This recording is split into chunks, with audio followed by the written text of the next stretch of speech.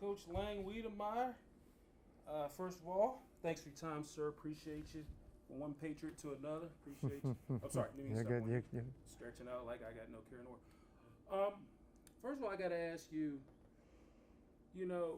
coming here to Liberty, what has this experience been like for you? Because, I mean, obviously played soccer at the college level, at the high school at PH, coached at smaller colleges, but you're here at Liberty. What has this experience meant to you?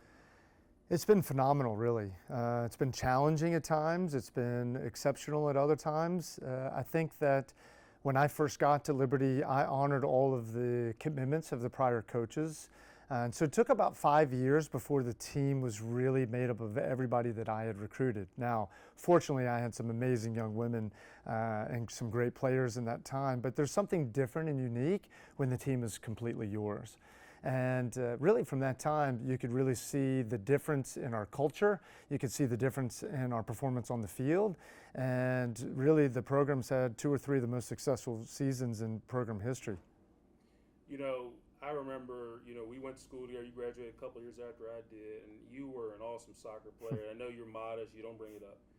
But how do you feel that your experiences playing high school soccer and even college has helped you for this moment being a head coach here at Liberty? Well, God's used it in some funny ways, Again, playing at Patrick Henry was a great experience, and playing for your school is a little bit different than playing for a club or an AAU team, so to speak. I went to Virginia Tech for 2 years, and I transferred to Old Dominion, 2 very different types of environments, but learned a lot through that process. And then I played pro for 7 years after that. So each and every one of those experiences challenged me in a different way. But one of the big ones was that my first year playing professionally, I tore my ACL.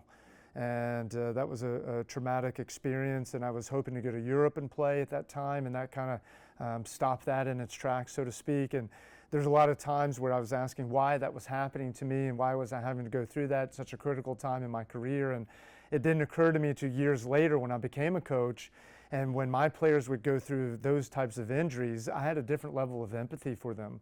And so although I don't think God caused it, He was able to use that traumatic experience basically and something that became good. And now when we have those players that deal with those types of issues, I know firsthand what they're going through, not just from a physical standpoint, but from an emotional and spiritual standpoint as well. You mentioned something that's interesting about the culture here with soccer. Now, I mean, I'm looking around here, there's championship trophies before you got here and you've added to it. From your perspective, what's it like building on the culture and the success of Liberty women's soccer? Certainly the school has a niche and has a unique aspect where we are trying to train champions for Christ. I really adopted that when I came into this culture and but I had to make it a little bit unique. We had to make the soccer program a little bit our own, so to speak, for myself and for the people that we were bringing in. I think that it now is a joy to come every day.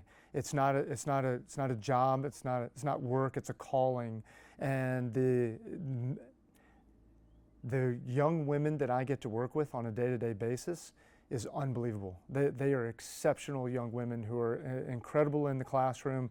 I mean, I think our team had a 3.72 team GPA last semester. They are exceptional in the field. We got ranked for the first time in program history last year nationally, but they do it with integrity. We have, I think, the lowest yellow card accumulation of any team in the country, or right thereabouts. And so they're doing it in the classroom, they're doing it on the field, they're playing with integrity, they're playing for heart, and they're playing for a higher purpose, for a greater cause than themselves. And it just really makes it a unique and wonderful experience. And then obviously a neat thing is you now get to coach your daughter.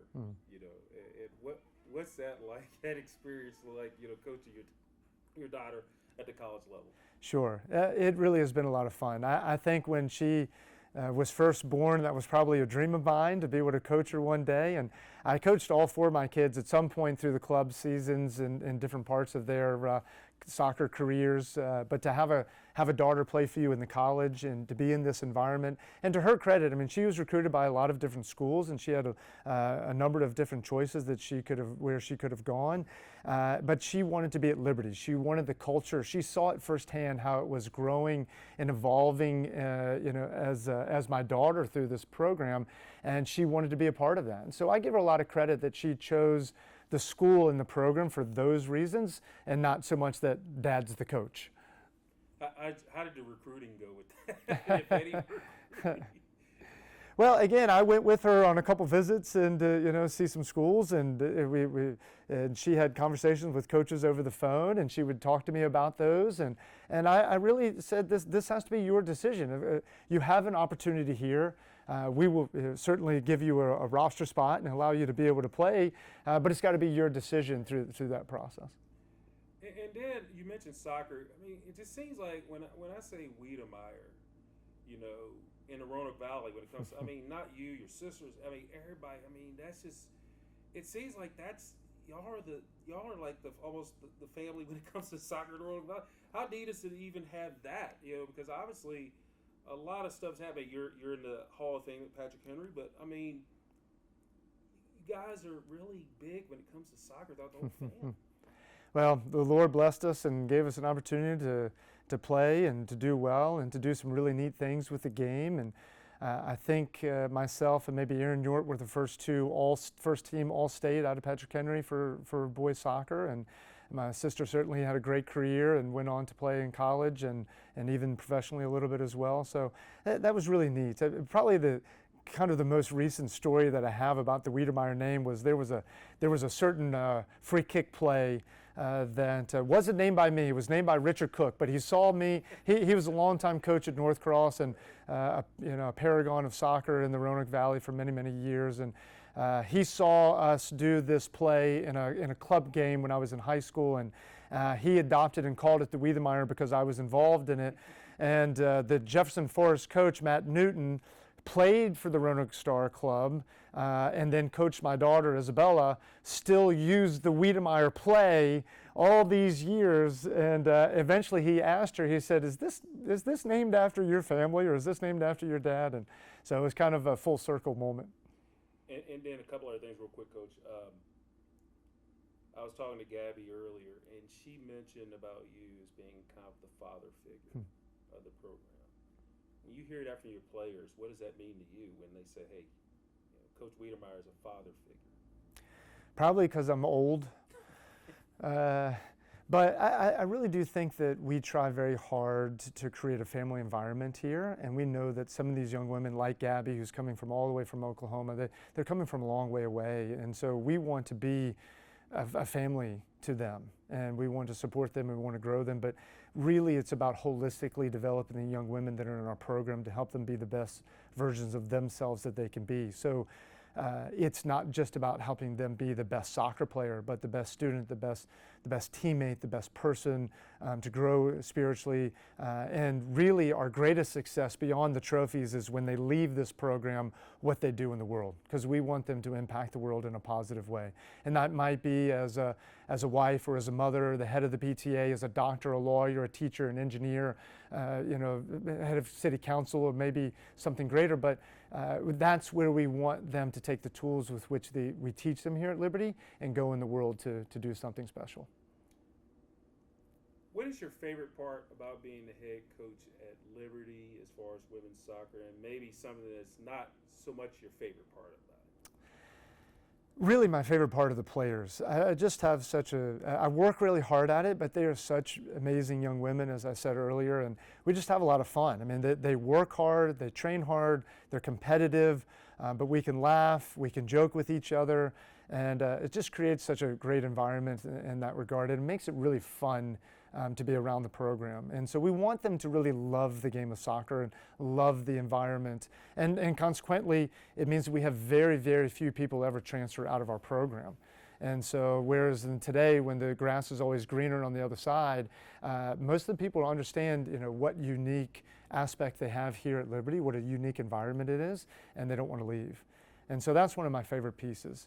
The whole NIL is probably my least favorite piece that's coming to fruition now, and just the fact that the whole idea of the intrinsic value that you get from playing college athletics and the reward and possibly a bit of a scholarship here or there, that's all going away, and now they're paying athletes, and it's become so egocentric, and the transfer portal is blowing up. There's no loyalty anymore in a lot of respects. So those types of things and how college soccer is evolving and moving in that direction, I really don't like that piece. Finally, legacy. I ask this to a lot of coaches. What do you hope your legacy will be here at Liberty as the women's head soccer coach?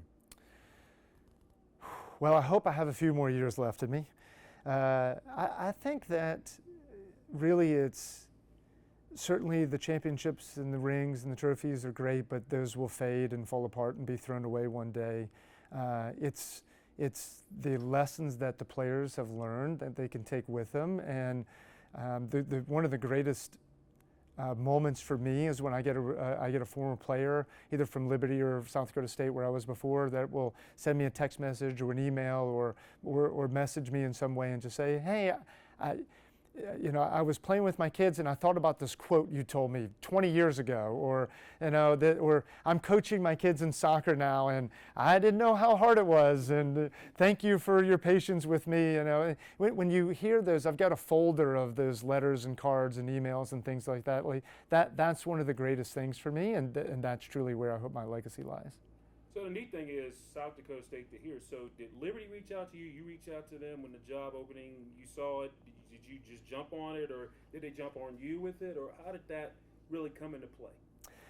Well, we loved it at South Dakota State, and my wife was from Franklin County, and we knew we always wanted to come back to Virginia area or close by to all of our family still back this direction. But we were kind of waiting for that right moment, and we also knew I'd made South Dakota State into a pretty competitive program, so we didn't want to just take any job. I have one of my best friends who was teaching school and coaching track in Amherst, and he was always telling me about Liberty and all the great things that were happening.